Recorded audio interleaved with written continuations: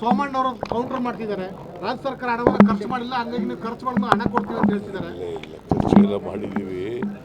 ಅವರು ನಾವು ನಮ್ಮ ವೇಗಕ್ಕೆ ಅನುಗುಣವಾಗಿ ಅವ್ರು ಮಾಡ್ತಾ ಇಲ್ಲ, ಕೇಂದ್ರ ಸರ್ಕಾರದ ಪಾಲನ್ನು ಕೊಡ್ತಾ ಇಲ್ಲ ಅವರು.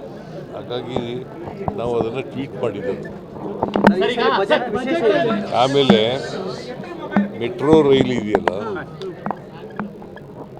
ಅದರ ದರ ನಿಗದಿ ಮಾಡ್ತಕ್ಕಂಥವರು ಕೇಂದ್ರ ಸರ್ಕಾರ ಅಪಾಯಿಂಟ್ ಮಾಡೋದು ಕಮಿಟಿನ.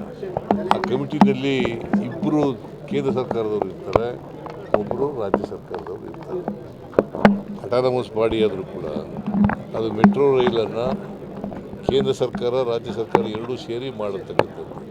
ಬೆಲೆ ನಿಗದಿ ಮಾಡೋರು ನಾವು ಪ್ರಪೋಸಲ್ ಕೊಡ್ತೀವಿ, ಬೆಲೆ ನಿಗದಿ ಮಾಡಿ ಅಂತ ಹೇಳೋದು ಅಷ್ಟೇ. ಬಟ್ ಬೆಲೆ ನಿಗದಿ ಮಾಡ್ತಕ್ಕಂಥ ಕಮಿಟಿ ಇದೆಯಲ್ಲ, ಅವರು ಮಾಡೋದು, ಅದರ ಚೇರ್ಮನ್ ಅಪಾಯಿಂಟ್ ಮಾಡೋರು ಕೇಂದ್ರ ಸರ್ಕಾರ. Retired high court judge of the Tamil Nadu